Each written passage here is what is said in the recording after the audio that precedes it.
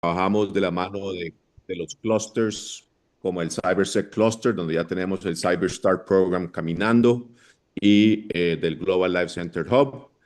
Y pasamos identificando jóvenes en colegios científicos y CTPs con perfil emprendedor y los acompañamos en un proceso de 9 meses para insertarlos en el mercado de Estados Unidos con plataformas digitales que las trabajamos y las probamos con aliados locales e internacionales, así y que todas son AI powered. Y le buscamos un digital twin a cada emprendimiento, que es una startup en país desarrollado similar a la que hace la TICA, que sirva de referencia y de norte y de aliado, y eso ha servido mucho en el proceso. Así que Pura vida. encantado de ser parte del Club de Innovación Tecnológica con gente como vos de tantos años y de Ignacio de tantos años y a la orden. No, muchas gracias más bien a vos por acompañarnos y creo que te va a Buenísimo. interesar mucho, te va a interesar el TX de tecnología e innovación que vamos a hacer en octubre. Excelente, excelente. Buenísimo. Ok, antes de pedirle a Nacho que presente a Paul para dar inicio, quiero pedirles otra vez que por favor nos indiquen que le agreguen al nombre suyo el nombre de la organización para la cual trabajan. Como en el caso mío dice Roberto Sasso, Club de Investigación. Paul Fairboy, Siftia. Ok. Y Nacho, take it away. Muy buenos días. Muchas gracias a Paul por estar con nosotros hoy. Es un viejo amigo e innovador en tecnologías digitales en Costa Rica. Paul es de origen norteamericano, es empresario, docente y líder de iniciativas de tecnología y datos en Costa Rica. Su formación es en humanidades y sociología y trabaja en la intersección entre estrategia, arquitectura de datos e interoperabilidad en los últimos años. Fue presidente de la Cámara de Tecnologías de Información y Comunicación CAMTIC y actualmente es vicepresidente de la Federación de Entidades de Tecnología de Información de América Latina y el Caribe, España y Portugal, ALETI. Trabaja en el acompañamiento de organizaciones públicas y privadas en retos de gobernanza de datos, estándares e incorporación estratégica de la inteligencia artificial. Su enfoque combina una mirada humanista con experiencia práctica para entender cómo los datos influyen y a veces distorsionan la toma de decisiones. Debo decir además que Paul es un pionero en el diseño y el desarrollo de sistemas informáticos centrados en el usuario. Lideró una comunidad de interacción humano-computadora hace más de 20 años y muchas otras cosas más. Así es que bienvenido, Paul, pionero también en muchas cosas relacionadas con Internet en Costa Rica. Muchas gracias, Bienvenido. Nacho, y gracias, Roberto, por la invitación. Muy buenos días. Justamente estaba reflexionando sobre esta charla. Yo sé que Ignacio me había dicho hace tiempo que vamos a hacer una charla y finalmente, inicios del año, Roberto me llamó y dijo, sí, hagamos algo sobre datos. Y lo primero que vino a la mente es ese refrán de que los datos son el nuevo petróleo. Pero inmediatamente después pensé, entonces, ¿por qué no somos todos ricos? Y justo eso comenzó la reflexión de lo que quisiera presentarles hoy. Como mencionó Nacho, soy sociólogo, entonces voy a dar esta perspectiva a los comentarios del día de hoy. Y tengo, como mencionó Nacho, más de 30 años de estar acá en Costa Rica, casi siempre vinculado con el sector de tecnologías, pero mi enfoque era justamente ver cómo usamos la tecnología como para desarrollar la sociedad, cómo desarrollamos la sociedad a través de la industria de tecnología. Entonces eso ha sido mi enfoque y trato de, como explica Nacho, aplicar una perspectiva humanista, digamos, al uso de esas nuevas tecnologías. Bueno, la reflexión comienza hace un par de semanas. Estuve participando en la Comisión Nacional de Datos Abiertos y eh, fue una experiencia curiosa porque fue la primera vez que estoy ahí y como usted puede imaginar es una organización en donde hay varias entidades del Estado, pero también tiene representantes de la industria, ese era mi rol, y también de sociedad civil. Y era una reunión programada para 4 horas de planificación y lo que encontré eran un grupo que tenía ya una historia juntos y pasaron las primeras 3 horas reclamando y peleando y discutiendo sobre por qué es que no avanza. Tenían 10 años tratando de avanzar el tema de datos abiertos. ¿Por qué no avanza? Los datos no se comparten y los ciudadanos siguen quejándose. Hay excusas de las instituciones de que las solicitudes no son claras o hay atrasos en entregar los datos. Y finalmente alguien también mencionó de que ya a veces, muchas veces más bien los datos que llegan no son útiles. Y en medio de esto, alguien de poder judicial dijo, pero los datos son el nuevo petróleo. Hay que tener más datos.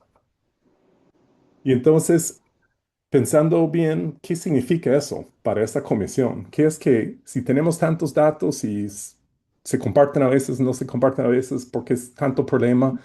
Finalmente, uno de las colegas de la comisión dio un ejemplo. Dijo, mira, un ciudadano solicitó una tabla de datos del ministerio sobre índices de cáncer de mama. Y cuando le llegó, eso no es la tabla literalmente, pero más o menos describió algo así, ¿verdad? Tenía casos y índice y una línea base, unos acumulados y una ubicación que aparecía varios códigos. Y él dijo, sí, obviamente, cuando eso llega y llega sin explicación y sin catálogo y diccionarios, obviamente es frustrante. Evidentemente nadie más que, en este caso, el Ministerio de Salud entendió qué son esas ubicaciones, por ejemplo. ¿Cuál es el índice? ¿El índice de qué? Entonces, eso me recordó que esa metáfora que venimos usando puede estar equivocada, ¿verdad? Si están llegando datos, pero quizás el significado del dato no está llegando. Y entonces la reflexión para ustedes hoy es esta, de que los datos no son el nuevo petróleo. Los datos son una forma de comunicar, son un lenguaje. Si el petróleo es escaso y se extrae y se gasta, el lenguaje es algo que se comunica y la comunicación requiere acuerdos. Es algo que se entiende entre las partes que se comunican. Y eso es lo que precisamente produce el valor, ese intercambio de significados. Entonces, el petróleo se extrae, pero el lenguaje se requiere acuerdos. Es una construcción social.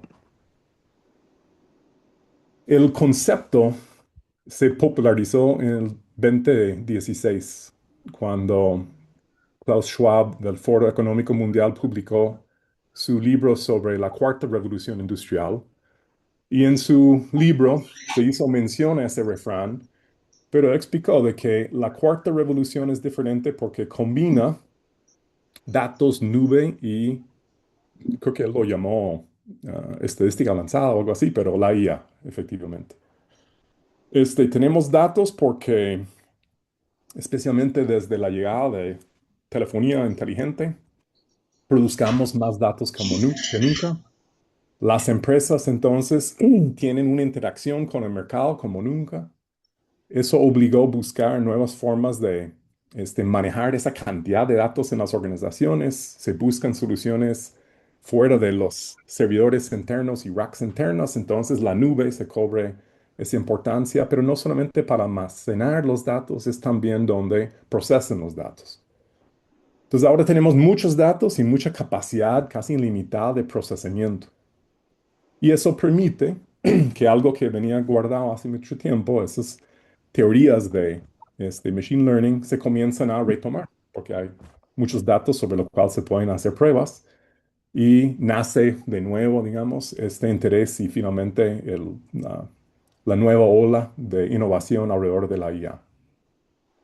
Pero en ese momento que Schwab hace referencia, estamos arrancando a 10 años ese proceso. Pero desde entonces quizás la idea del petróleo y los datos ha sido la metáfora equivocada. Si no son datos que se procesan y se extraen el valor, sino que son lenguaje, entonces lo que tenemos no es un problema de cantidad de datos, tenemos un problema de significado de los datos. Me recuerda de un libro que leí de joven, de Ursula Le Guin, que es escritora de fantasía y ciencia ficción. Y Le Guin en su libro El Wizard of Earthsea tiene una propuesta interesante. Eso es en los años 60. Ella escribe de que el poder no está en poseer cosas, sino en conocer el nombre verdadero de las cosas.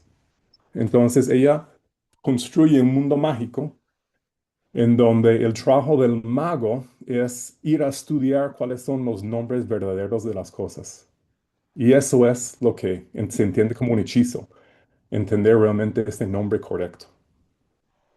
Vemos retomado la idea en Harry Potter, cuando no se puede nombrar a Voldemort, ¿verdad? Porque el que no se nombra no puede tener poder. Y creo que los datos, lo que ella está mencionando es algo similar, de que si no acordamos los nombres verdaderos de las cosas y dependemos de los nombres que otros nos dan o no entendemos, no tenemos este intercambio de significado que necesitamos. Como sociólogo, entonces mi preocupación ha sido esto, ¿no? De cómo aplicamos la tecnología en representar la sociedad y ayudar a la sociedad a desarrollarse. Quiero contar algunas anécdotas de lo que he visto en esos 30 años trabajando desde acá. Primero en los 90, el trabajo que yo hacía se llamaba arquitecto de información. Por ahí de los 2000 se hablaba más de analista de datos. Y hoy comienzan a hablar lo que estoy haciendo, gobernanza de datos. Entonces, esta idea de la información y el dato ha vuelto una y otra vez a ser relevante. Aquí está Teo en la audiencia y estamos, él y yo hace 30 años habíamos fundado Internexo. Y en esta foto, esos papeles que están ahí, estamos trabajando un sitio web. Teo estaba desarrollando los sistemas de ese sitio. Y mi trabajo era justamente ayudar a la planificación, que era hacer la arquitectura de la información. En este caso era un sitio bursátil, era complejo, y tuve que dedicar mucho tiempo a entender el negocio para poder traducirlo y representarlo en una arquitectura de información que fue, este, digamos, factible para la audiencia comprender. Y recuerdo que en ese tipo de trabajo muchas veces los clientes decían, mira, no nos habíamos visto así. No nos vimos categorizados con taxonomías y lenguaje consistente. Que bien, ¿verdad? Nos ayuda como hasta nosotros mismos ayudar a organizarnos. Y uno de los proyectos que hicimos con Teo fue uno que se llamaba Metabase, metabase.net. Y Metabase lo que hizo fue, eso fue en el 96 que comenzamos, ah, unificó en un solo sistema 80 bibliotecas de Centroamérica y México para que la búsqueda bibliográfica fuera universal y podría saber en dónde están los diferentes libros de la región. Era como un buscador, metabuscador, ¿verdad? Y bueno, fue muy exitoso. Llegamos a tener algo como 800,000 registros en el sistema. Fue el premio del Banco Mundial de uno de los mejores sistemas de aporte al desarrollo social. Fue el primer sitio que Yahoo puso en español, en su momento, en Yahoo en español. Entonces tenía su momento. Pero la anécdota que recuerdo en particular de ese sitio es que Teo me hizo posible ver el acceso o las bitácoras de acceso a Metabase para que yo podría conocer y estudiar cuál fue la historia de los usuarios en el sitio. Entonces me hice un poco fan de estar espiando un poco qué hace la gente, ¿verdad? Qué buscan. No por nombres y apellidos de las personas, sino en términos agregados. Y recuerdo que fue un martes en septiembre y de repente comenzó a surgir un término de búsqueda. Y ese término era la palabra Gandhi. Y justamente fue en los días después del 11 de septiembre del 2001. Y ese reflejo de la sociedad en la búsqueda me provocó algo, ¿verdad? De que estamos usando un sistema para percibir algo que no tenía realmente nombre todavía en el momento, es el reflejo de un síntoma de estrés colectivo.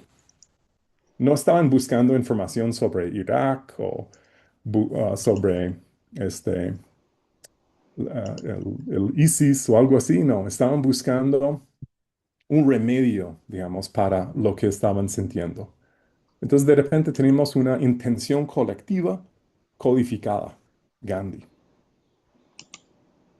Años después, en el 2020, marzo, estaba trabajando como analista para unas empresas que necesitaban procesar datos de búsqueda y usando Google Trends en el momento para hacerles un análisis de mercado, justamente veo que hay unas tendencias en auge en el país.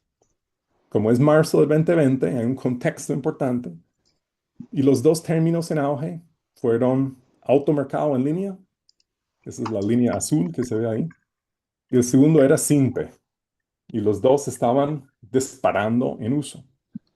Nuevamente, son patrones de repente que reflejan la intención de un público resolver una necesidad particular. Y el tercer caso es uno actual. Estoy trabajando con una empresa en el sector automotriz y ellos quieren hacer su Customer Journey que llaman, que es una especie de mapeo de cuál es la experiencia con nuestros clientes con la empresa. Entonces, quieren hacerlo porque eventualmente quieren aplicar IA para apoyar en el proceso de atención a clientes. Pero al tratar de mapear este Customer Journey, lo que encontramos es, en la organización, cada área, cada departamento, parece tener una forma diferente de entender quién es el cliente. Para el área de mercadeo, clientes son segmentos a quien van a publicar anuncios y pautas para atraerlos. Para ventas eran prospectos calificados. Para postventa eran ya el propietario del vehículo. Pero para finanzas es quien firma el contrato. Entonces, en finanzas tenemos gente que tienen 5 autos, pero ninguno de ellos son realmente el que usa el auto. Hay un CRM en la organización que tiene embediado una definición de qué es cliente. Sí, hay configuraciones que uno puede hacer, pero ya viene algo ahí. Y finalmente, para la dirección ejecutiva, cliente es el nombre de un KPI que refleja conversiones de negocio. Entonces, cada área tiene un lenguaje peculiar. Sí, Ignacio, levantó la mano. Sí, perdón, una interrupción. Hace 30 años, una anécdota profesional, un buen amigo hizo una consultoría en una empresa de seguros costarricense. Hace 30 años, no voy a decir el nombre, pero tenían 26 conceptos de cliente, pero eran 26 sistemas de información distintos y lo que tenían respecto del cliente era distinto. O sea, no tenían unificado. No sé si eso Eso es resuena parecido a completamente. lo que conoces. Totalmente, totalmente. Porque cuando luego esa empresa dice, sí, pero eso no importa. No, no podemos resolverlo. Cada departamento tiene su forma de pensar. Pongamos IA, dicen, a de que lo resuelva, ¿verdad? Es como algo medio mágico ahí. Y lo que pensamos es, no, es que la IA no puede entender de que este concepto varía cuando se pasa de departamento a departamento. No podemos poner un parche, necesitamos tener un consenso. Es una construcción social que no se hizo a nivel institucional, se hizo cada departamento, ahora necesitamos un proceso diferente. Y lo que podemos imaginar en ciertos campos, como en el campo de salud, estas definiciones son críticas. O sea, no podemos arbitrariamente asumir o inferir de que la forma que estamos interpretando algo es correcta. Participo en el Ministerio de Salud, hay un comité sobre salud digital, justamente se está tratando de estandarizar el lenguaje del sector salud en Costa Rica. Hay un estándar internacional para hacerlo. Y en el proceso tuve el chance de conversar con el director de salud digital de Cataluña, en España. Y él explicó cuál era el proceso de Cataluña de ir estandarizando el lenguaje. Él dijo, mira el problema que me dieron.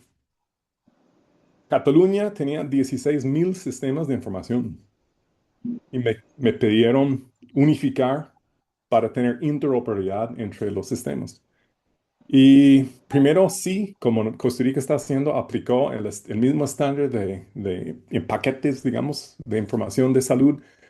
Dice, pero no llegamos a completar la tarea, solo llegamos a resolver como el 60% de los casos de interoperabilidad real entre las entidades. Él dice, lo que nos faltaba, el otro 40%, no era técnica, era el lenguaje. Porque dice, por ejemplo, teníamos 16,000 sistemas con diferentes formas de hablar de qué es un fumador. En uno era la cantidad de cigarrillos por día. En otro es cuántos paquetes por día. En otro es cigarrillos por semana. Y en otro es una pregunta binaria, sí o no fuma. Entonces dice que cuando llega a este dato, hay cuatro interpretaciones diferentes que él tenía que resolver, pero no iba a poder hacerlo con 16,000 sistemas de información. Tenía que tomar el paso atrás y conversar entre todas las partes y llegar al acuerdo de que todos iban a hablar de lo mismo, de la misma manera. Fumador y hablar de cómo medimos esto.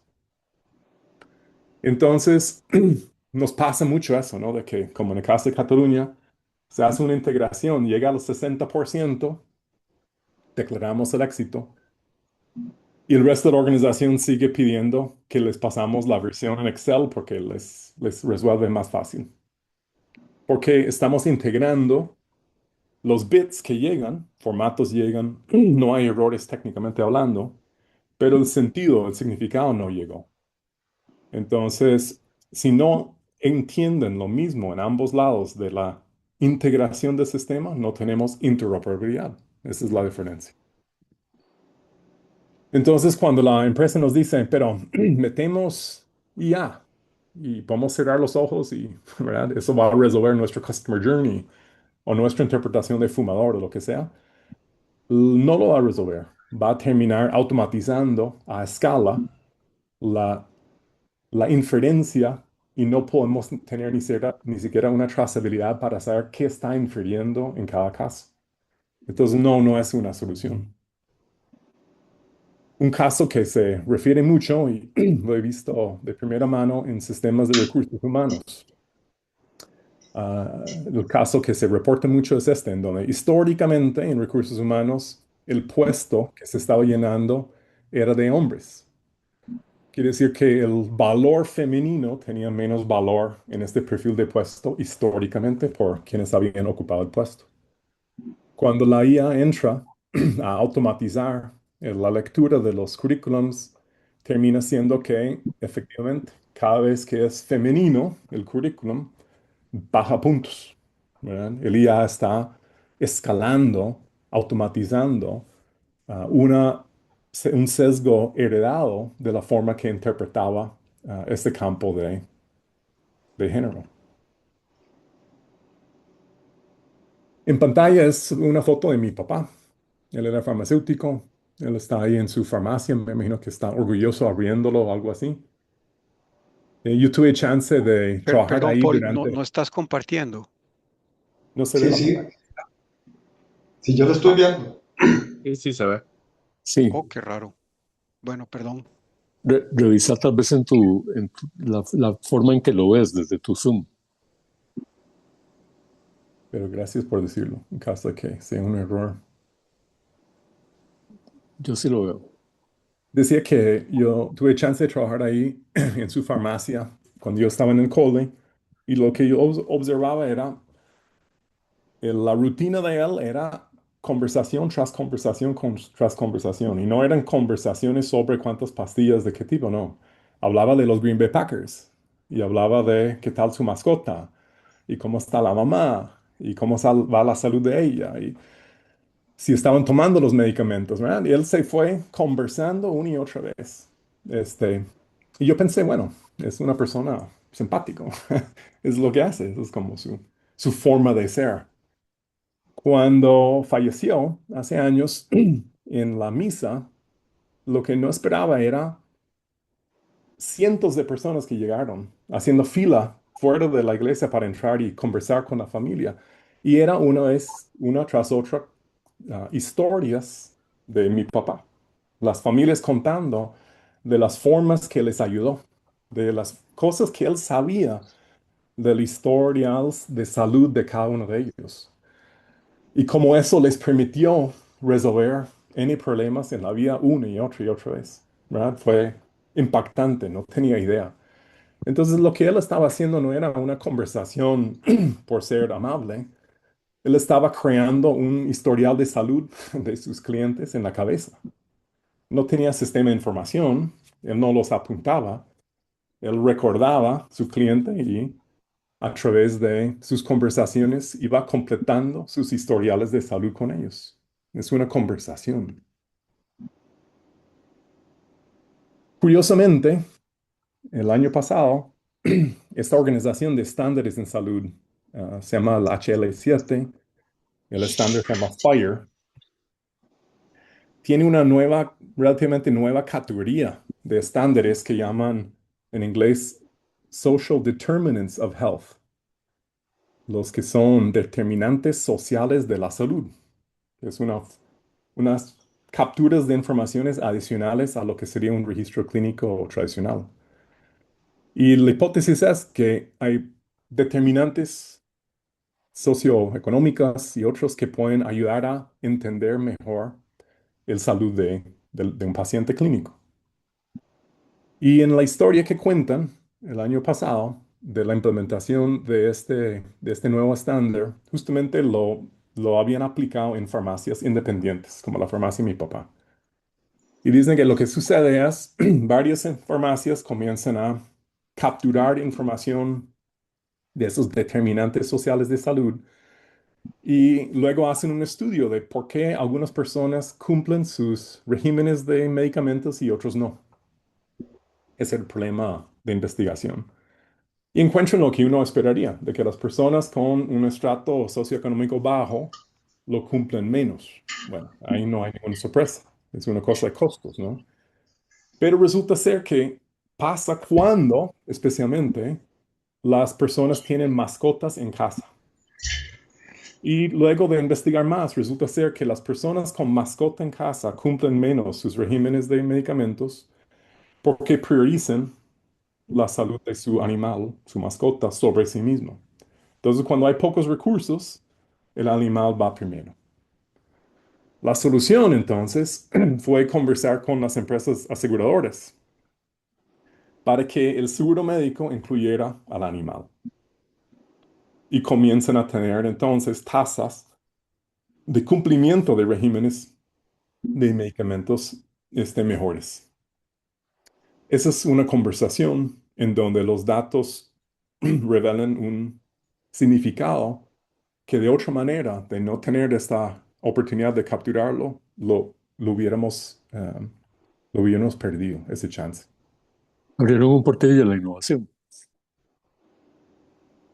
Esta es una innovación y es una innovación en conversar más con la gente. No es una innovación de IAs o algo así, era que simplemente los farmacéuticos haciendo lo que hacen tienen cómo registrarlo, capturarlo de una forma consistente. Estoy apoyando una organización en justamente el sector de seguros, como menciona Nacho, en este momento, y estamos tratando de hacer algo diferente. Hay una oficina de transformación digital en la organización. Querían hacer algo alrededor de la cultura de datos, porque veían de que tienen ese problema, ¿verdad? Departamentos que hablan diferente y pasan cosas y no se entienden. El uso de los Exceles y quieren superar eso, ¿no? Entonces, finalmente no es un problema como ellos pensaron al inicio. Es un problema de que la gente no hace buena entrada de datos o no mantienen los datos al día, ¿verdad? Realmente es un problema de que en la organización la gente no entiende los conceptos que otro departamento necesita. Entonces terminaron, bueno, identificando ese problema primero, pero luego asignan responsabilidad a ese problema. ¿Quién realmente debería gobernar las definiciones de qué entendemos cuando decimos que entendemos? Y cuando hay diferencias, ¿cuál es el proceso de arbitraje? ¿Quién define entonces qué es cliente? Y entonces comenzaron a ponerse de acuerdo y crear ese tipo de, este, no sé, reglas semánticas, llamémoslo, a nivel organizacional. Y eso entonces no era más burocracia, era llegar a un nivel de madurez que no habían tenido. Parece ser que ese problema se observó en esas anécdotas que mencioné, pero parece ser que es algo que está comenzando a doler a otros también. Conociendo a final del año hubo un evento en donde empresas como Snowflake y Databricks y Salesforce se pusieron de acuerdo a decir, mira, necesitamos algo que no tenemos. Y es una capa de intercambio semántico. Necesitamos de que si yo te voy a pasar datos de Snowflake a Databricks y Salesforce, que hay cosas ahí, entidades, cosas que podemos entender de la misma forma, porque no estamos logrando ser de buen servicio a nuestros clientes. Y crean el Open Semantic Interchange. Ya existe el sitio web, acaban de publicarlo, ya existe la primera definición de que va a ir ahí.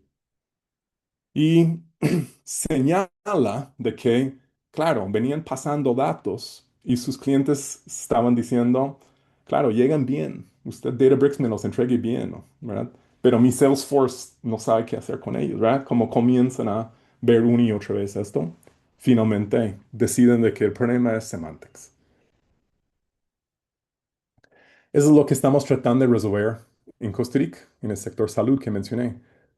Las guías que se va a aplicar en el sector salud son guías semánticas. Es para que el paquete de datos y lo que contiene tiene más evidencias para que el que recibe sepa de qué estamos hablando. ¿Qué es un paciente cuando digo paciente? ¿Cómo entiendo la entidad de diagnóstico? ¿Qué es un diagnóstico? ¿Cuál es la observación? En vez de solo notas de doctores, estamos poniendo estructura para que podamos pasar datos con esa confianza. Entonces, cuando la caja participa en esos ejercicios, ellos dicen, sí, tenemos formas peculiares de decir cosas, pero también dicen, estamos de acuerdo que necesitamos en todo el país hablar el mismo idioma. Es exactamente el mismo caso de Cataluña. Si vamos a hablar de fumadores, hablamos de qué quiere decir fumador. Y justamente en estos días, en la empresa que represento, Siftia, cuando oigo a los ingenieros conversar, veo que están comenzando a hablar en los mismos conceptos y están diciendo, mira, ahora que usamos estos asistentes para el desarrollo, los copilots y Claudes y estos, necesitamos cambiar la forma de que documentamos y hablamos entre nosotros las cosas. En el mismo equipo necesitamos un mejor lenguaje para que cuando hacen sus ramas y aportes, estamos realmente hablando el mismo idioma. Y eso entonces les hizo encontrar de que lo que llaman en inglés spec-driven design, que es una, digamos, metodología, un método de codificar o describir lo que están creando en código de una forma explícita, hace que resuelven muchos de los problemas en el diseño y luego codificación de sus sistemas. Escuchándolos, me puse nostálgico porque me parecía mucho a la conversación que yo tuviera con Teo hace 30 años, en donde yo le estaba pasando papeles diciendo, eso es lo que entendemos por entendemos. Era esos trabajos de hacer una arquitectura del lenguaje institucional de nuestro cliente y luego todos entender cómo hablar este idioma. En este caso, lo tenemos que hacer porque nuestro nuevo asistente no entiende, hace inferencias que luego no son ciertas. Entonces necesitamos hablar mucho más claro. Entonces, el cuello de botella parece ser ya no uno de tecnología, ya no es qué tan inteligente va a ser la inteligencia artificial, sino qué tan claros somos nosotros en entender y comunicar el significado de lo que queremos decir. Entonces, el reto que tengo para ustedes es la próxima vez que están en sus juntas y salas con los ingenieros, y alguien está proponiendo algo, quiere integrar algo, quiere crear algo nuevo, la pregunta es, ¿estamos seguros que entendemos lo que entendemos? Cierro con eso. Mi reflexión es que efectivamente no son los datos el nuevo petróleo, es nuestra capacidad de comunicar el significado en los datos. Y este es un problema del lenguaje. Con eso cierro y muchas gracias.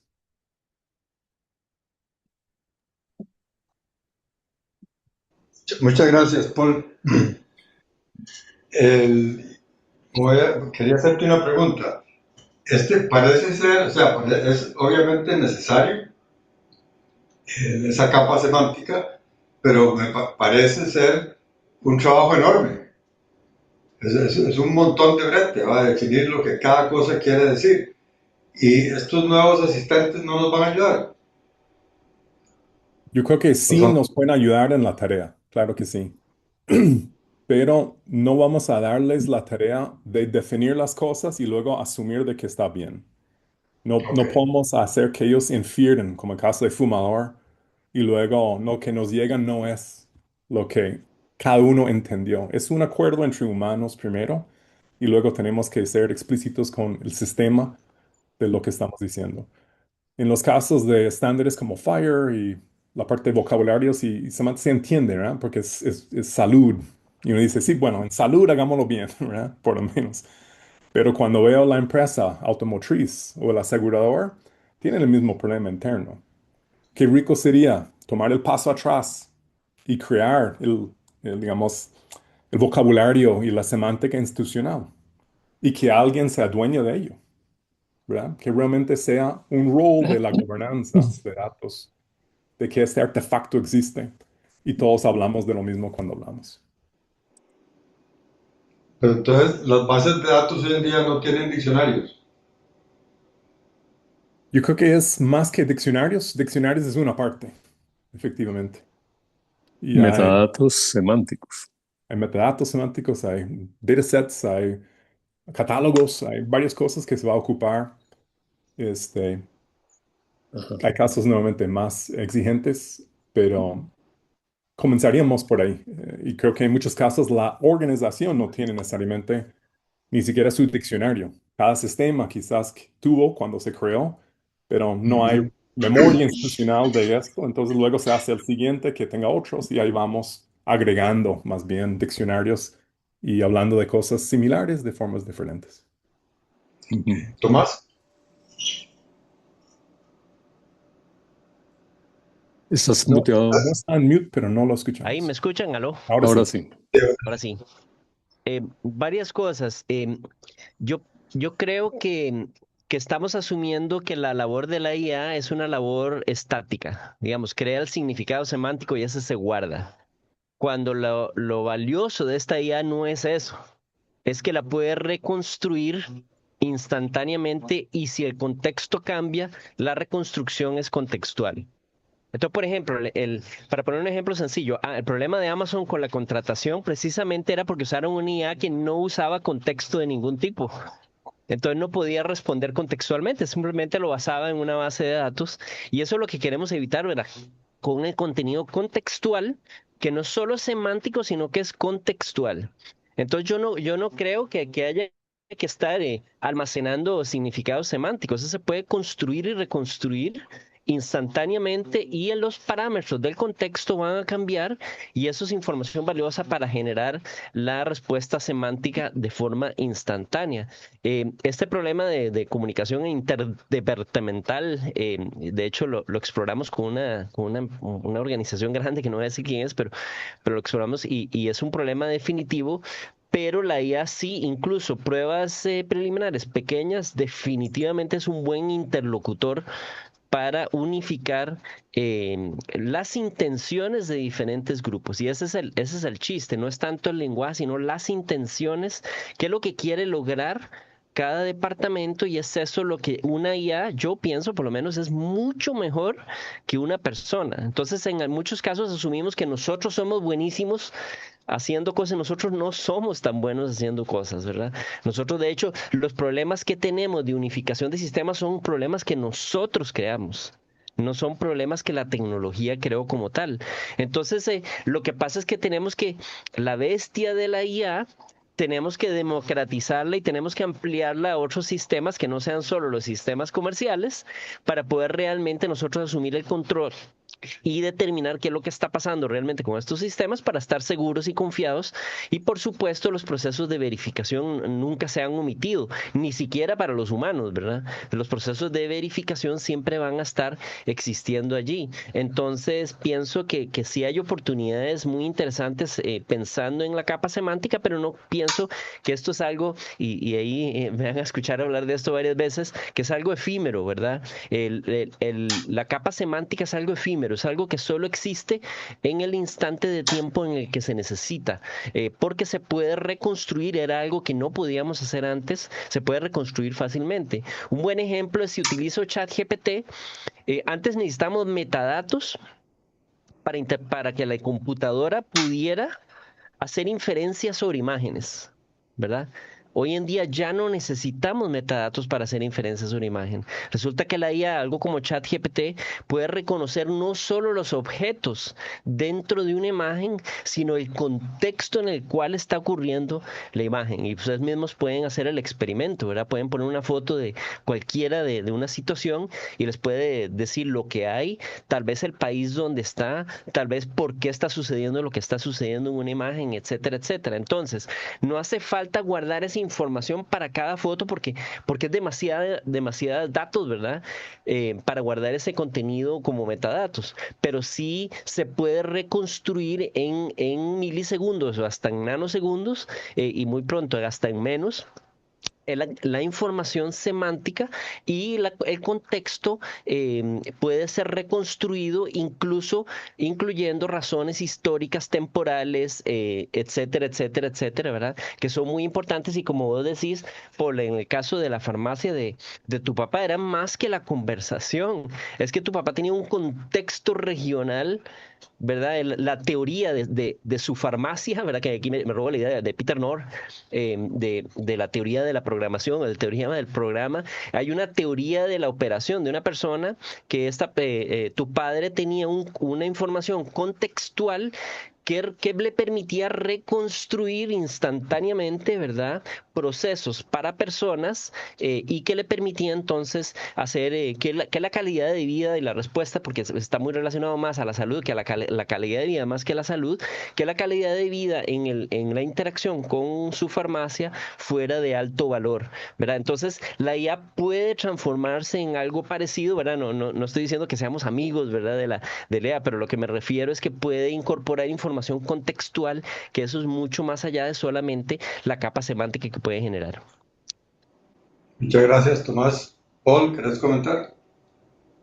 Sí, efectivamente, en la empresa estamos justo jugando con esas mismas ideas, porque el trabajo es titánico tratar de no hacerlo con IA, pero lo que sí nos guía es el trabajo que se hace en el misterio, de poner a las entidades de acuerdo. Ese es el contexto que necesitamos para que realmente podamos hacer bien esa validación con la IA. Es decir, si no estuviera esa mesa de conversación en donde finalmente están hablando de qué entendemos por entendemos, ese contexto hacía falta.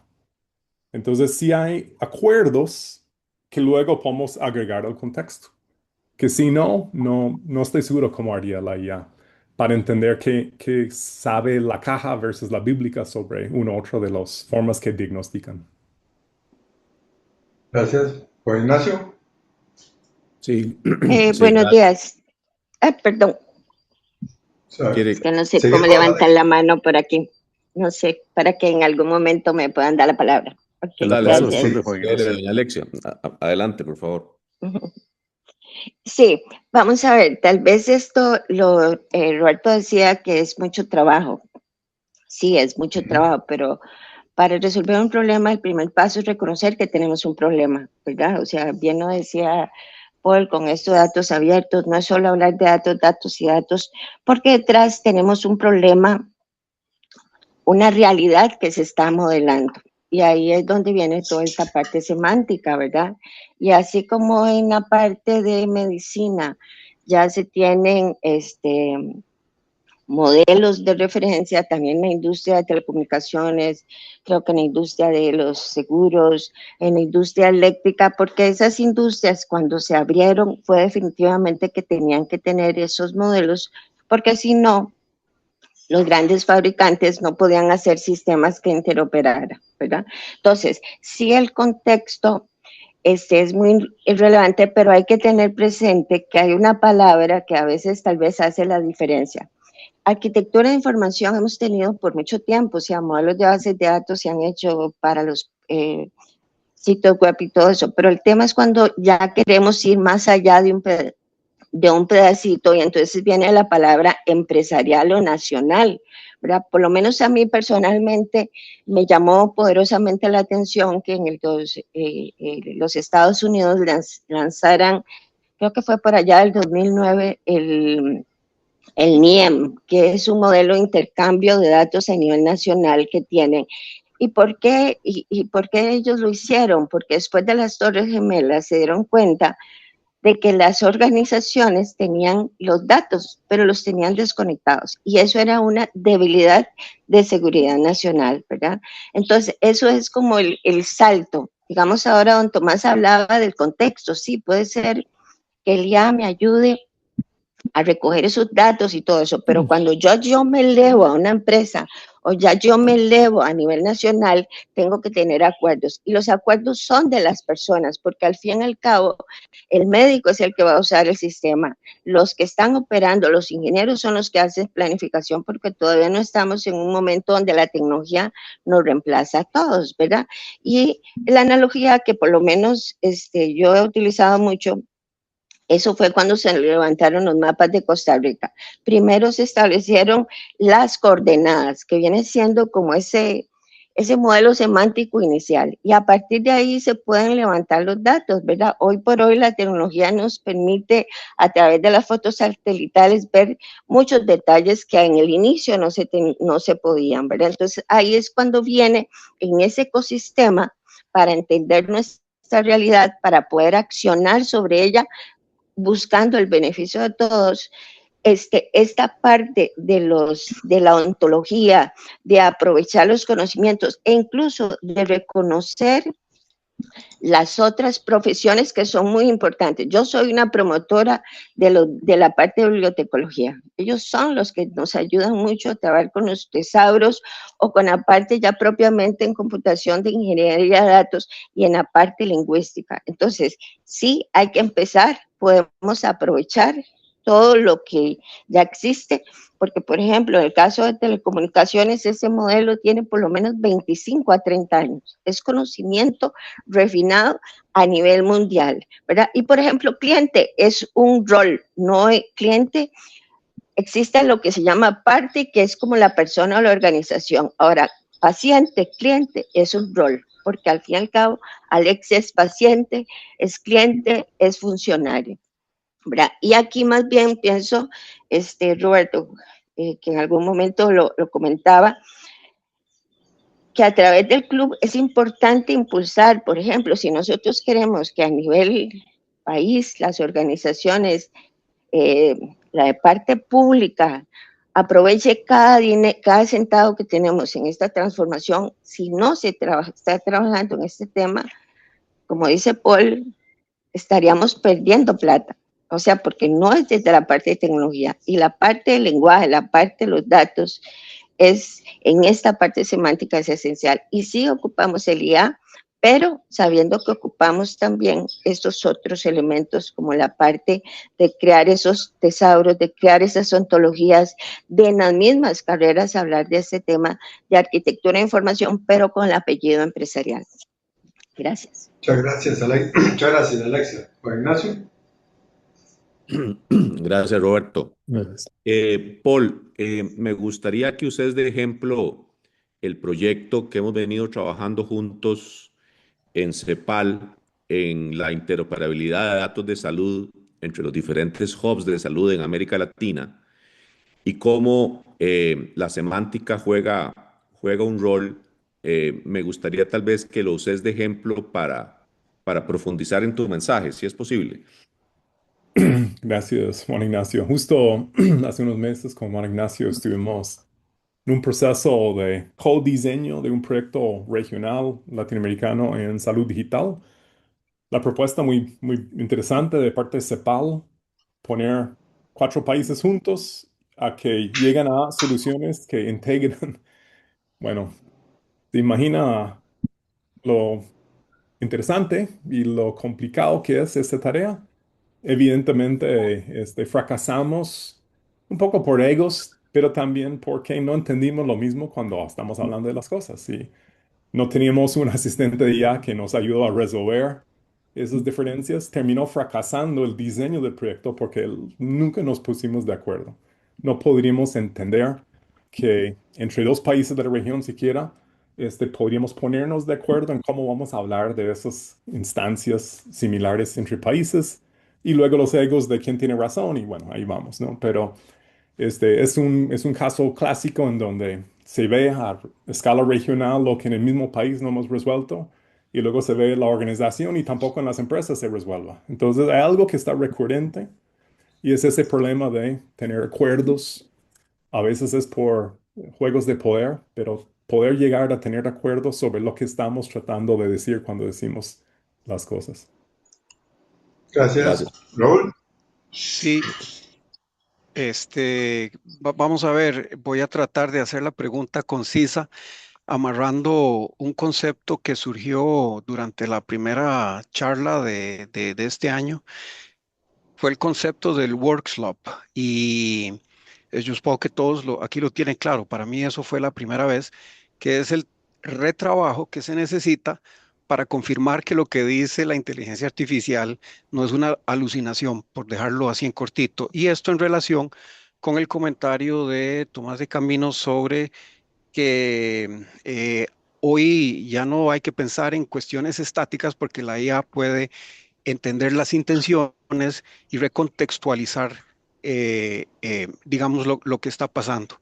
A mí me pasó recientemente que pedí ayuda a Copilot y pretendía hacer un prompt muy bien con todas sus partes. El objetivo quería referencias bien escritas, bien de fuente acreditada y bueno, magnífico el resultado, muy ordenado. Vi una referencia del editor IEEE, entonces la fui a buscar y no existía. O sea que el Copilot me inventó la referencia, pero estaba también escrita el journal tal, el año tal, las páginas tales, y fue mentira. Entonces, la pregunta, ¿verdad? Es, está bien, vamos a tener estos agentes, nos van a contextualizar en función de una nueva realidad, pero ¿cuánto trabajo hay que hacer para que lo que nos está diciendo nosotros, que somos a final de cuentas los responsables del trabajo que vamos a Ujú. entregar, podamos confiar en lo que nos está diciendo este agente? Gracias.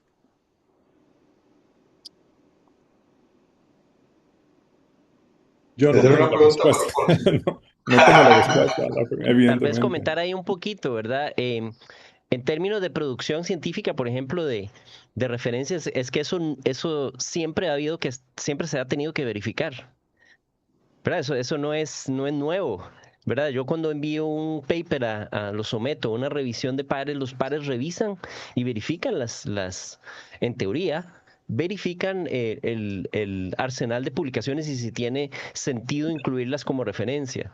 Eh, Mucho no se hizo. Hay mucha basura en la publicación científica debido a eso, ¿verdad? Porque el peer review es bastante malo, es bastante imperfecto. Y claro, hay papers excepcionales y buenísimos, pero ese es un porcentaje pequeño, ¿verdad? De lo que sucede en los papers. Entonces nosotros no hemos hecho un buen trabajo y la IA no hace un trabajo diferente de lo que nosotros hacemos en ese sentido. La verificación nunca se puede omitir en ninguna circunstancia, ni con IA ni sin IA.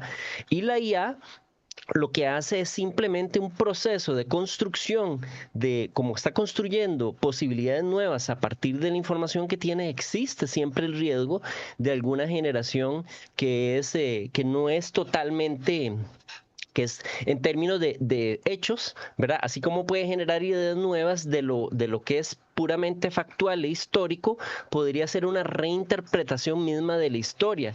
Y acordémonos que nosotros, por ejemplo, cuando construimos los libros de historia, es una interpretación y hasta alucinatoria de lo que sucedió en la historia, ¿verdad? Entonces, la IA es una proyección misma de lo que nosotros hacemos. Lo que pasa es que a una velocidad tan alta que entonces, claro, podemos caer en una trampa, pero yo pienso que eso no es decir, no es que entonces yo uso la IA y está generando alucinaciones a diestra y siniestra, ¿verdad? Si en un sistema bien acotado, eso no sucede, ¿verdad? Y yo lo he trabajado con limitaciones fuertes y restricciones, imposiciones intencionales sobre la IA para hacer construcciones que yo mismo puedo verificar. Un ejemplo sencillo es cuando yo di un curso de teoría de autómatas en el Tecnológico de Costa Rica y estoy tratando de reinterpretar, ¿verdad? Ahora estamos en la sección de qué hizo Chomsky y qué hicieron la gente de computación, porque fueron dos cosas diferentes,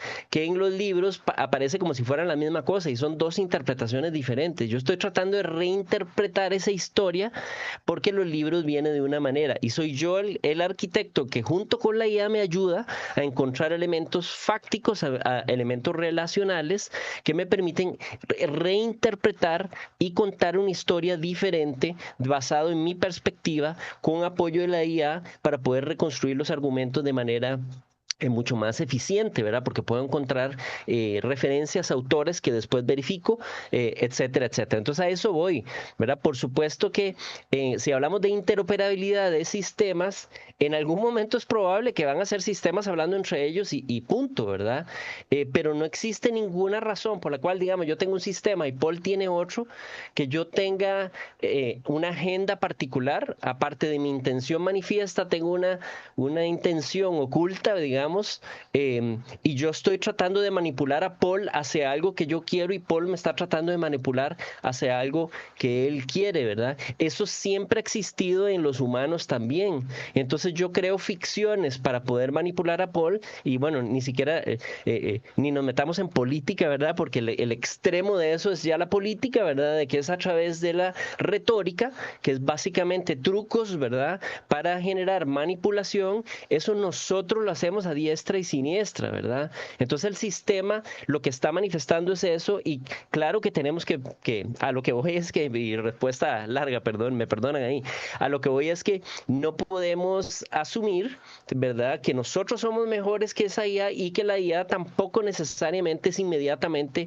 mejor a nosotros. Es mejor en la noción de que puede manejar mucho más información de la que nosotros podemos manejar en un instante de tiempo y por tanto pueden generar respuestas mucho más amplias probablemente de lo que nosotros podríamos manejar. Pero entonces ahí sí estoy de acuerdo. De todas maneras, siempre va a ser una coordinación y una interacción humano-máquina para poder lograr sistemas que sean realmente interesantes. Muchas Si puedo gracias. agregar Nacho. a lo que dice Tomás, nada más. Publiqué en LinkedIn en esos días y en Substack justo un artículo sobre una experiencia que tuvimos en Panamá, creando un sistema con IA. Y lo que menciona el artículo es que fue la mitad o más del proyecto fue simplemente definir todos los guardarrieles, entender nosotros humanos primero lo que estamos tratando de hacer, definir la IA de una forma que no podría alucinar o tratar de salir de la estructura que estamos creando. Eso fue el trabajo, realmente. Y lo que menciona en el artículo es que ya la parte técnica fue en dos toques. El trabajo era nuestro, organizar bien la información y crear la estructura apropiada. Ujú. Muchas gracias. Nacho, perdón, Nacho ya ha levantado la mano. Y yo por muchos años he sido un escéptico respecto a la inteligencia artificial. Ahora estoy comenzando a estudiarla en serio. Eh, pero recuerdo poco después de el anuncio público de ChatGPT en noviembre del 2022, me metí a travesear con UChat. Y en la primera interacción me dio una referencia que no existía. Y qué raro, yo soy muy amigo de los libros, ¿verdad? Y estas cosas no me suenan, no existía. Y decía Springer, y además, ni siquiera existía el Journal, ¿verdad? Era peor que el caso de Raúl, ¿verdad? Y recién leyendo un trabajo de graduación de una universidad, maestría, qué raro, no me suena. O sea, los autores están, los artículos están, pero Eso no es de lo que trata el artículo. Y sí, estaba mal, ¿verdad? Hicieron las búsquedas bibliográficas usando alguna herramienta de estas, después lo arreglamos, ¿verdad? Confronté y todo lo más. Entonces, yo creo que aquí el tema es el uso crítico, nada más es la glosa, pero el otro es un comentario para todos. Y es algo sobre lo que yo sospecho Roberto Sassa escribió hace unos años. Sospecho, me corregirás, sobre compras públicas, ¿verdad? Una de las peores experiencias como usuario que he tenido es con el SICOP. No, no lo uso frecuentemente, ¿verdad? Pero soy representante legal de Senfotec y de vez en cuando me toca entrar ahí, ¿verdad? Toda la cosa. Eh, Pienso yo que ahí hay un universo semántico, ¿verdad? Que tiene que replantearse, ¿verdad? Probablemente Hacienda, con la ayuda de los surcoreanos, hace unos años fumaron de algún tipo de vegetal, ¿verdad? Hicieron esa cosa. Pero el espacio de significado, ¿verdad? Tiene que de alguna forma construirse bien, ¿verdad? Para que sea compartido por quienes van a usarlo, ¿verdad? Que son las personas que ofertan a entidades estatales cosas, los que quieren, pretenden adquirir y todo lo demás, y que esto además se haga con transparencia y todo lo demás. Y ese espacio de significados tiene que hacerse explicable para todos los actores involucrados y replantear después la interacción. Yo pienso que la interacción también es lenguaje, ¿verdad?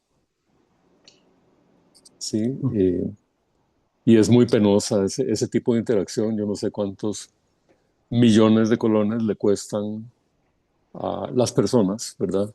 Que dedican tiempo a navegar. Me imagino que hay usuarios expertos que saben cómo hacerlo, ¿verdad? Pero para un neófito como yo es antinatural la interacción y muchas interacciones con sistemas informáticos. Por eso rescaté al principio al presentar a Paul y leí lo que él publicó hace poco, ¿verdad? Lo que te referiste y los invito a leerlo, que él publicó hace poco en LinkedIn. Este, ¿Cómo podemos hacer realmente un buen trabajo para humanizar los sistemas que creamos para seres humanos y ver si con ayuda de algunas inteligencias artificiales podemos hacer que esas interacciones sean mejores? Pero creo yo también que esa construcción de significados bien podríamos apelar a los lingüistas, ¿verdad? Filósofos y otros que están por ahí, que lo han venido haciendo por siglos, ¿verdad? Yo uso Word Reference y me da un WordNet, ¿verdad? Me dice cuál es la etimología de las cosas, las distintas interpretaciones y demás. Y eso me parece un trabajo fascinante que quién sabe cuántos miles de personas contribuyeron a crearlo, ¿verdad? Y ese sustrato semántico que puede evolucionar con el tiempo, pues de pronto puede irse poniendo de alguna forma en que pueda ser compartida por distintos actores, ¿verdad? Las ontologías que mencionó Alexia, ¿verdad? Las taxonomías que mencionó Paul, ¿verdad? Para ir creando esa parte del lenguaje compartido y que el lenguaje que se relaciona, así como Alexia Sola, el concepto de rol, ¿verdad? De una persona, por ejemplo, ante un sistema, pues cuál es el rol que tiene un término en un determinado contexto. Y esas son cosas que pienso que tenemos un gran reto por delante todavía. Gracias, Nacho. Carlos. Carlos. Sí, gracias. Un comentario que decías que quería hacer es que efectivamente los asistentes de IA nos ponen el reto de verificar sus resultados, evitando esas alucinaciones que ya se ha referido. Recientemente, para un proyecto en que estoy trabajando, buscamos hacerlo con un sistema que combine varios agentes. Como ya decía Paul, parte del un instrumento muy importante o un recurso muy importante para acorralar a los modelos de lenguaje a que nos den resultados más confiables es darle una especificación tan completa como queramos, como podamos, perdón, dentro de lo práctico. Sin embargo, aún después de haber dado esa especificación tan completa como sea práctico, siempre queda la duda de si el agente, de si ese primer prompt que tiraste con ese gran contexto, te está dando una respuesta correcta y confiable. Ahí es donde la combinación de varios agentes resulta aparentemente un buen recurso. Lo menciono por si acaso alguien más en la audiencia, no sé, tuviera experiencia al respecto y tuviera comentarios. Yo estoy comenzando a estudiarlo, tal vez en el futuro podemos discutir en otra sesión cómo aplicar este tipo de arquitecturas para lograr resultados efectivamente confiables o lo más confiables posibles y verificables.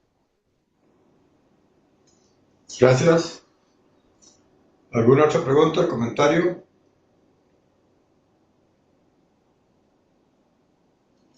Tomás.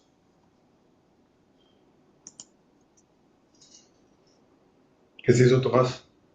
El audio Ahí está. está afuera. El típico no prendió el, el micrófono. Concuerdo con Carlos, ¿verdad? Eso lo he utilizado yo mucho generando algunas, cuando son cuestiones numéricas o de cálculos, pido varias veces a diferentes sistemas el mismo problema y después hago una comprobación que me debería dar lo mismo, ¿verdad? Sin importar cuál sistema, cuál me lo generó. Lo interesante es que estamos hablando de probablemente minutos para hacer eso, ¿verdad? Y entonces esa redundancia es una buena forma de verificar los hechos. Ahora, yo siempre contrapongo porque nosotros pensamos, si yo le pido a un consultor un análisis, yo asumo que el consultor hizo lo correcto, ¿sí o no? Pero yo no verifico lo que hizo el consultor. ¿Verdad? Los consultores y no existe nada, en este momento sabemos lo que pasa con los trabajos de los consultores, ¿verdad? No existe ninguna verificación porque hay un supuesto de que la persona que contraté es competente y hace el trabajo de forma profesional, adecuada y verificada por él mismo. Pero nosotros muchas veces no verificamos el resultado de trabajo de personas tampoco, ¿verdad? Eh, y las alucinaciones que esta persona pueda tener en la construcción y en la inferencia que hace o en la interpretación de los resultados, ¿verdad? Entonces, por ejemplo, podrías llegar a una conclusión, sin embargo, no es demostrable de los datos y existen montones de, incluso tratados científicos que son así, ¿verdad? Que llegan a una conclusión, sin embargo, de los datos no se puede llegar a esa conclusión. Sin embargo, nadie verifica eso y asumimos entonces que el paper o el informe o la recomendación es correcta, ¿verdad? Entonces yo digo nada más que yo creo que yo soy un humano, no me malentiende Ignacio, ¿verdad? Yo también, o sea, a lo que me refiero es que nosotros no somos falibles, ¿verdad? Y no es que seamos nosotros los mejores. Estuve en una cuestión de contralorías, ¿verdad? Hace un tiempo atrás, en una reunión de contralorías donde di una charla virtual y entonces estaban hablando de la regulación de la IA. Entonces le digo yo, pero qué absurdo lo que estamos discutiendo. Ustedes nacen porque el gobierno y el Estado tiene problemas de ser controlado y ustedes no hacen un buen trabajo controlando. ¿Verdad? Y ustedes mismos van a tratar de controlar la IA cuando ustedes mismos ni siquiera pueden controlar el Estado mismo. ¿Qué los hace pensar que nosotros vamos a ser buenos controlando la IA cuando tenemos problemas controlando el funcionamiento del Estado mismo, ¿verdad? Entonces, bueno, ni para qué, ¿verdad? Fue una gran discusión porque la mayoría era por supuesto, abogados. Y una de las cosas que también notaría es que la idea no es encontrar culpables para decir quién es culpable, sino tratar de buscar un mecanismo que me permita construir algo suficientemente verdadero, pensando que no existe tal cosa como una verdad absoluta, algo suficientemente verdadero, ¿verdad? Que sea verificable y es responsabilidad mía en coordinación con sistemas inteligentes el determinar que algo es verificable, ¿verdad? Entonces yo creo que más ahora que nunca se puede hacer verificación. Si un consultor envía un informe, yo lo puedo verificar de múltiples maneras con sistemas mucho más capaces de manejar información y hacerlo con múltiples agentes, como dice Carlos, agarrar el informe y tratar de hacer una verificación exhaustiva, ¿verdad? A través de sistemas inteligentes para determinar si un documento es aceptable o tiene verdades que son suficientemente verificables para poder tomar cursos de acción. Gracias, Tomás. Luis. Buenos días. ¿Me escuchan? Sí, sí. Ok, Sí. buenos días. Sí, haciendo alusión a esto que menciona Tomás, nosotros en algún momento contratamos un estudio de mercado y los estudios de mercado llevan encuestas y muchas cifras y una de las particularidades es que no dejan que uno participe. Solo ellos pueden hacer las visitas, los levantamientos de datos. E incluso para el tema que se trataba, pues era uno de mi campo, me di cuenta de que los resultados que nos daban no coincidían con lo que ya yo había investigado previamente. Entonces, ahí igual vamos a ver si creerle más a una IA que a un humano, pues para algunos temas pues podría quedar una pequeña controversia. Bueno, ese tema es de mucho conversar, ¿verdad? Luego lo otro es que hay que pensar que ahorita la IA son como bebés, ¿verdad? Están apenas creciendo, se están desarrollando. Y bueno, habrá un futuro de aquí 2, 3 años que quizás ya la IA pues trabaje diferente. El otro tema que quería mencionar es con respecto a los PROM. Para mí es muy problemático trabajar con referencias pues que no son verdaderas. Y entonces me di a la tarea de buscar algún PROM que me ayudara con las referencias. Y me encontré que poniéndole el PROM, utilizar referencias reales eso podría ayudar. Sin embargo, después de usarlo varias veces, me dio el mismo resultado. Entonces, al final, digamos, como decirle, dame datos verdaderos, no necesariamente lo va a obedecer. Ese era el comentario. Muchas gracias. Muchas gracias, Luis. Tiene razón Paul en el comentario que puso que todos los LLMs siempre ponen el disclaimer, ¿verdad? De que puedo estar equivocado, la responsabilidad es del usuario, ¿verdad? Y obviamente, o sea, yo creo que uno siempre que tiene que tener en mente, el texto que producen puede ser muy elocuente, pero nunca debemos olvidar que son intrínsecamente bateadores profesionales, con un índice de acierto muy alto, pero son bateadores. Ellos no entienden, esa es la gran diferencia, ¿verdad? El understanding no existe. Entonces, no se les puede culpar. O sea, la palabra alucinación está un poquito jalada del pelo, ¿va? Son batazos, batean sin asco. Y cuando usted le dice que está equivocado, nunca se disculpa. Dice, sí, sí, claro, tenés razón, y te mandan otro batazo. Y eso es lo que hacen, son máquinas de bateo. Pero es good fun, está vacilón. Quiero agradecerles a todos por la reunión de hoy, estuvo realmente muy sabrosa. En algún momento estuve pensando cómo hubiera sido presencialmente, ¿sí? Qué clase de discusión hubiéramos tenido, pero la de hoy estuvo muy, muy sabrosa, muy entretenida, muy educativa también. Quiero agradecer sobre todo a Paul y a todos los que participaron. Muchas gracias, Paul. Excelente. Buen día, muchas gracias. Muchas Súper gracias. gusto. Gracias. Hasta luego. Gracias. Muchas gracias. Dios. Hasta luego. Feliz día. Gracias. Hasta luego. Muchas gracias.